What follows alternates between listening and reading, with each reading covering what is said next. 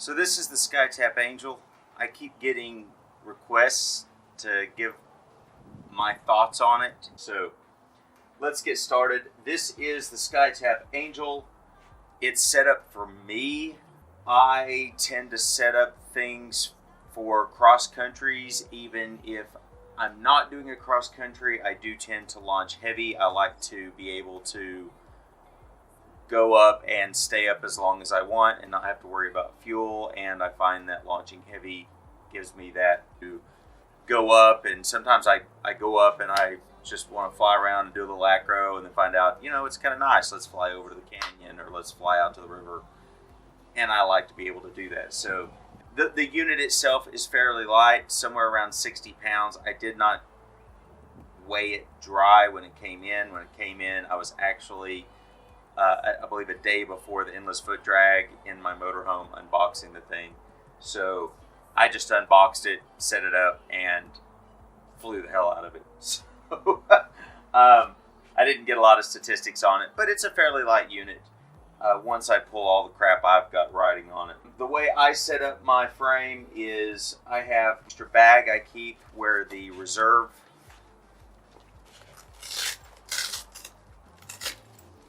goes. I keep a bag there so I can put my wing in it if I do have an engine out, which I've not had on this unit. I do set up with the reserve. I have a developmental version of the Skytap saddlebag. I don't know what it's going to be called yet, and I'm positive going to be a little bit different than that whenever it comes out. I do carry a water bottle inside of the saddlebag. I carry a battery. I carry oil so that I can land and get gas if I want. My intent when I got this was to have a unit that I could just set up for heavy cross-country flying, that I didn't have to keep gasoline on me. That is important to me. Gasoline's flammable. I don't want to burn to death. And this is a great unit if you don't want to burn to death, because it does have the quick release. Very quickly able to get out of it. I have had one accident in this. The first real catastrophic accident I've ever had was in this frame. And being able to just do that, yank real hard and get out of that in a second it was invaluable. The frame itself is very strong. I do know that the base of this is heat treated, I believe, 2 times for strength. It didn't bend in my accident, so that means it probably is extremely strong, because I really beat the snot out of it. One of the really wonderful things about this is that the cage sides are symmetrical, so the right side can go over and fit on the left. And the thing about having a symmetrical frame is if you get into a scenario where you get a line caught on that prop and it pulls in and bends the frame a little bit, that is a very common issue. Usually it happens right where this bar is. So he's got that bar right where the most likely it's going to happen if you do get a line caught and it pulls that in. So it does have a little bit more reinforcement here. But if you do dent it in or crack it, which I have done on a frame, it's very simple to just take this side off, put it on that side, and then that little cracked spot or bent spot's going to go in the bottom corner.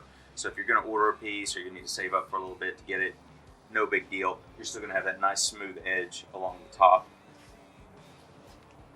As far as teardown, it's a fairly quick teardown. I very rarely tear down my paramotor. It's just not something I'm that interested in. Any teardown is going to require removing the prop, and it's just something I just don't do. I even put prop tape on my prop with the thing still assembled. So, whereas I know a lot of people will put prop tape on it by taking their prop off and laying it out on a nice bench. But a lot of times that kind of stuff happens with me in the field, or right as I'm about to leave or something, I go, oh yeah, I need to replace a piece of prop tape.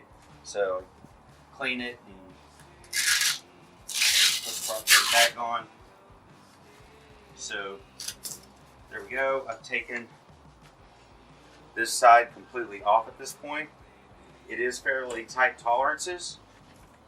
So there you go. And it goes on just as quick as it comes off. Set this over here. Have a lot of storms, so there's a lot of dirt blown in here. Just have to forgive me. Wife's out of town for a couple months, so yeah, everything's just getting full of dirt. I'm going feral. So basically, to take the frame apart, break it down, you're going to pull the other side off, and then you'll be able to take off this top side. I will tell you that I just never break it down farther than enough to get the top down. I think I made another video, and I'll try and splice that into this towards the end. But basically, in order to put this in the back of my truck, I'll lay it down in the back of my truck, and to do that, I take off these comfort bars, fold them like this, and then use the Velcro that's holding the comfort bars on to come across the front of it. And then it can lay down in the bed of my truck, and I can put a tonneau cover over the top of it, and it's out of the rain. I don't even have to take off the frame or anything. So I just fold those two comfort bars like this, use the Velcro around the front. I'll leave my reserve on. I do pre-flight that reserve every time I fly, and every time I put it together after taking those comfort bars apart, because it's very easy for these to get pulled out. So I want to make sure that everything is good on my reserve. So I definitely pre-flight that after I do that. But it makes it pretty easy just to fold this. I don't take off the saddlebag, and I don't take off the reserve. They just fold like this. This folds up. These fold across it. And then the Velcro comes across the top. And then that gets me into a small enough situation that I could, if I want, take this off. The harness is actually adjustable on this unit, but with that adjustment is a downside of it doesn't have the quick releases right here. So if I do that, then I just pull up this and then lay it down over the top, and then I can take it and stick it in the back seat of my truck with the seats folded up, and it fits in there just fine. But that's just something I don't need to do, so I just don't do it. Usually I throw it just on the rack on the back of my truck and head on down the road. It's usually when it rains, or if it's something where security is an issue, then I will fold these comfort bars over and then slide it into my truck and then lock the tonneau cover, so no one even knows I'm traveling with a paramotor. As far as safety goes, it is a safe frame. It's one of the things I really love about it. It's very forgiving on mistakes, especially mistakes where you come down on the frame. I think Andrew has some really semi-famous videos of Jeff Goyne and others doing frame drags with this frame, where they basically use this at the bottom. A lot of paramotors will come down and they'll have a point. They'll have a real sharp point down here at the bottom, and that point will dig into the ground if you butt bump or frame drag at all. That point can dig into the ground, and a lot of frames, they sit up right here, so when you come down, your butt's really close to the ground, and your butt can either hit the ground. I know some units, they'll tear the harness as kind of they say it's a safety measure. I don't know that it's a safety measure or not, but you're looking at some severe damage on just a minor, getting dumped on the way out. And I have had that happen. I had that happen one of my first flights on a new Sky Flux. I was taking off, I had the lift, got in my seat, lifted my legs, and then I was actually climbing just a little bit, and then just got dumped by a thermal and bumped on the ground. And the thing is, it didn't even change the flight characteristics. It basically acted like skids, and I just took right off.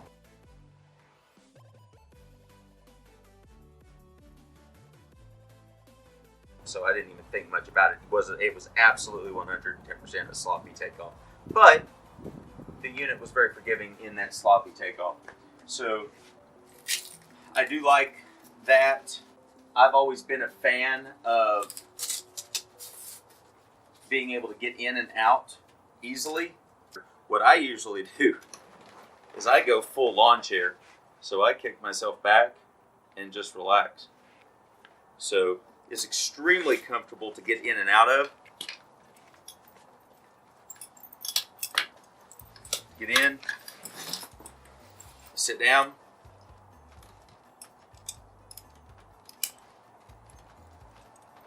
Boom, I'm in. I can optionally put the chest strap on. I believe he called this a sissy strap, and it's absolutely wonderful to me. I do realize it takes just a second longer to get out.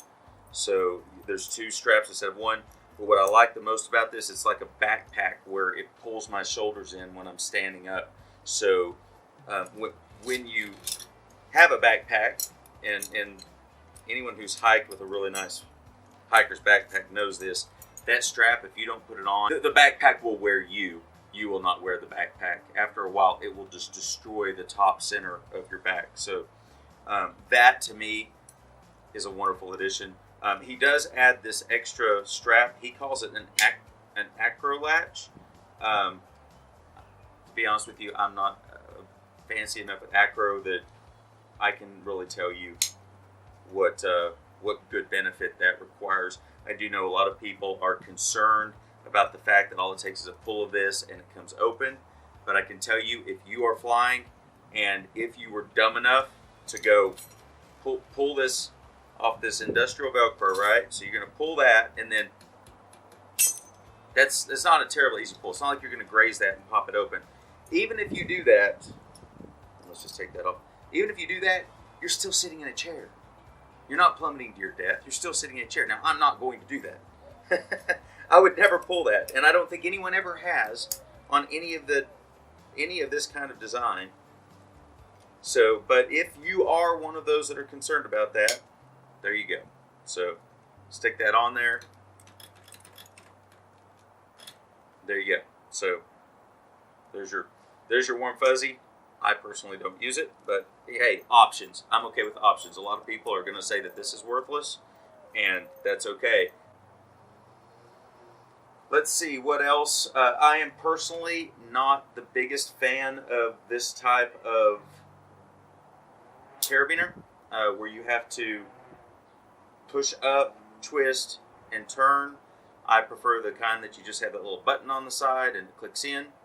I get it. I don't know enough about different types of carabiners to know which is a better carabiner as far as longevity and as far as safety. But I think that pull and then twist versus just the little button and push, I like the button and push, and I will probably replace these. So, not a big deal. It's carabiners, right? Everybody has a preference on carabiners, from what I understand. It's a hot debate. So, everybody's got a preference on carabiners. This one isn't mine, but these have worked for me just fine to get started. Weight shift. Man, weight shift. It's a huge upgrade. Just a ginormous upgrade from the flat top that I was flying. The removal of the kidney busters, where there's a little angle here. What happened was, after the Walker Jet design, the bars came very close and straight out. To add the weight shift, again, this is my understanding, to add weight shift, they were moved on the flat top out, and it worked. The flat top did have, with the wide comfort bars, had weight shift. With the narrow original one, it did not. But when they did that, they put a 90-degree angle right here. So the side of you was right up against this little angle, and it has bruised the living crap out of me in the past, because if I really hit the weight shift, I'll really throw myself, and when you throw yourself, it's possible to jam the side of yourself into that, or if you hit some turbulence. When it happened to me, the worst was actually just turbulence. If you'll forgive me, I'm going to go ahead and Lazy boy this thing. Just for comfort's sake. Yeah, I mean, you hit turbulence. This thing, you're not going to get a bruise in this. Not only that, the amount of ability to weight shift inside of here is greatly enhanced. Okay, so I know that he changed, and I'm not going to speak to the overall dimensions of the unit, but I know he did change the, versus the flat top, the comfort bars do provide a better angle for weight shift. I find it's just absolutely wonderful. I can sit in the middle of the harness and throw my leg over my right leg over my left leg. That's all I have to do. I don't have to lean. I don't have to do anything. I can full throttle up this my 19 Vitarazi engine and climb out straight up.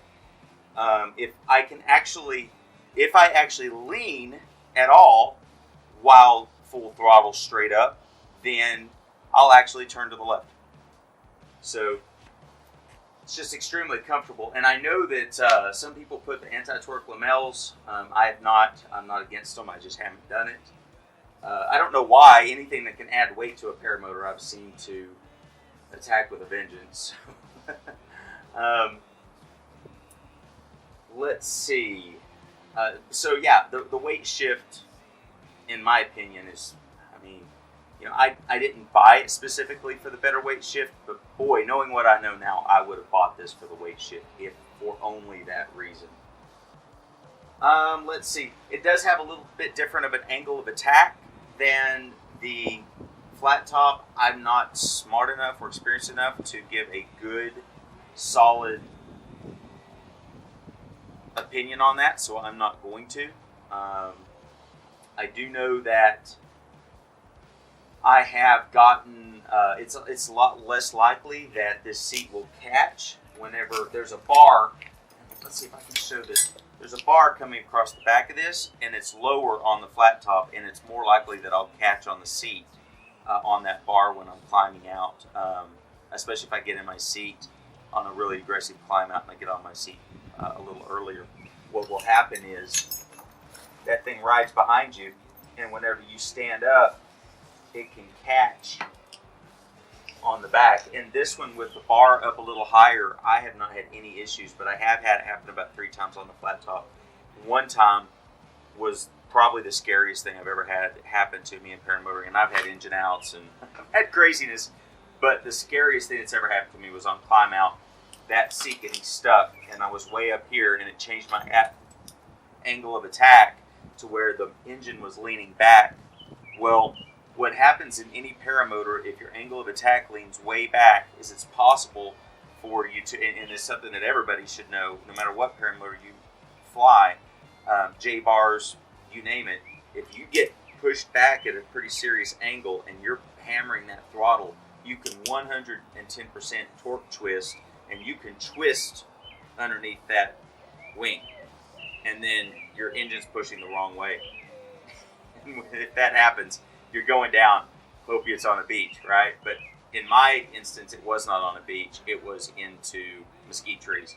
So as that happened, I'm stuck like this. Limited options in the flat top, so I just leaned forward really hard. And by leaning forward really hard and letting off the engine just a little bit, I was able to change my angle of attack to push the frame from being like this to not perfect, but being more like this. And it was enough to get my angle of attack changed so that my thrust was was doing a lot better job, and I was able to climb out. Once I climbed out, I was able to sit back and kind of bounce a couple times, and was able to get that seat to come back in. But this unit, I have had 0 problems. It feels like I ride a little bit forward, a little bit farther forward on the comfort bars, and that may just be a feeling, but it works for me. I'm enjoying the dual start My 19 engine. It's very powerful. It's very quiet. It doesn't vibrate. It's just been a joy. I absolutely love having the e-start. I know that it's heavy, but You know, if I'm throwing 30 pounds of gas on this thing to launch, I can carry a battery and I can carry an e-start to be able to set up with my wing and, you know, just basically just walk up, hit a button, turn it on, be able to go up, hit the button, glide for a while, and let my ears take a break from the engine, and just really enjoy it. And I think that a lot of people got into this just to enjoy the quiet and solitude of being able to cruise down from 8,000 feet. So sometimes that's a lot of fun. Okay. Anything else that I can think of? Oh, the seat has a little bit more padding. Hey, it's not a big deal. But, okay, yesterday I got up at 4 in the morning. I drove to the Rita Blanca National Grasslands, and I flew for an hour and a half at the Rita Blanca. On the way back to Amarillo, I found a really good opportunity to stop and fly around some mesas. I didn't video that. It's just something I've wanted to do for a while, just cruise around and ridge soar some mesas. I did that for a while. I think that was probably, that wasn't a very long flight. That was probably a 45-minute flight. And then we launched at 6 o'clock and flew until a little after 9 o'clock on a cross country. It was a 63 mile for my GPS records cross country. So, you know, you're putting 5 hours or more a day in a paramotor. A little bit of comfort isn't bad. So a little bit more padding. Again, I'm not going to knock it. I'm not going to knock the flat top over that. It's a weight issue, right? The flat top is stripped down to make it light. And this unit is going to be heavier than the flat top. For one, the 45-degree angles instead of the kidney busters are over-engineered. It's just they're going to be heavier. And just for engineering reasons, it's just a little bit heavier of a design there. Again, you know, it's always a trade-off, but, you know, for whatever, half a pound or quarter of a pound or whatever, you know, I don't see a lot of weight difference in the actual outside frame. But, again, super lightweight was never my number one driving reason for a paramotor. I wanted something that was very safe. I wanted something that was going to protect my hands with the strong Kevlar netting, and this does, and this has saved my bacon. He does, let's see, the Skytap Angel does have these little spots where you can put Velcro across here to keep, just as an extra precaution about something going through the propeller. I have had one time in my flat top in a year and a half of owning it, the cable come up and through, and I had no idea how it happened because it usually cannot, but it did come up and through and buzz my propeller. It could be that maybe I had it a little long, or I didn't route it through right, or I don't know. One nice thing about the symmetrical pieces is that it's just plain cheaper to manufacture symmetrical pieces. If all the pieces are the same, you know, anyone who knows about manufacturing, the more you have to manufacture, the more expensive it gets. I do work in manufacturing as part of my job. I'm in technology, but I support a manufacturing plant. And the more part numbers you have that go into something, or the more part numbers you create, the more expensive the finished product is. It's just manufacturing 101, whether it's chemicals, whether it's manufacturing hardware. Tolerances are extremely tight. Everything fits in very snugly. You know, and these are all minor things, right? You could argue it either way as whether it's a pro or a con, but you don't have to use this harness. A lot of people don't like this harness for whatever reason, and I get it. There are more comfortable harnesses on the market. The sub-air harness is just wonderfully comfortable. You could put a sub-air harness on this. The flat top, they sew in the harness into the comfort bars. It's sewn in. So unless you're willing to send off your comfort bars and have them put a new harness on, if your harness gets worn out, then, you know, if you go onto their website, I guess you could call them and maybe work something out. But if you go on their website to get a new harness, you get new comfort bars, it's $1,000. You replace both comfort bars and the harness, boom, $1,000. There's your new harness. So this one you could switch out. You could have a sub-pair harness, and you could have the harness that they design. But you do have options. So I don't know how many options. I know there's the sub-air, and I know there's this harness. This is the lighter weight harness, but I decided to go with this harness. I like the quick release. In an emergency, the quick release is just a godsend. Just being able to go click and you're out is wonderful. And when I'm flying, a lot of times on the ground, I will put that sissy strap on, but up in the air, I take off the sissy strap. So there's no reason to have it. I like it purely as a function of landing and kiting and walking around. It just makes it more comfortable, just like a backpack. But in the air, there's no reason for it. I think that's about it. I'm not going to review anything with the Moster. There's no reason. Everybody knows what the Moster is. It's a good engine. I think you can put whatever engine on it you want. You can bring your own. I don't think there's any. I don't think there's any great loyalty between the manufacturer. And of course, I'm reviewing this, and I've got grass sticking out of my. Yeah, yesterday was a rough day. we rode her hard yesterday, and I didn't even clean it up much before bringing it back. I mean, it's not terribly dirty, but there's some cleachy and stuff there on the bottom that needs to be wiped down. Questions, concerns, feel free to give them. If you really want, I'll tear the damn thing down and put it back together, but I'm not going to tear down the comfort bars and take off the harness. Just isn't going to happen. I like how I have it set up.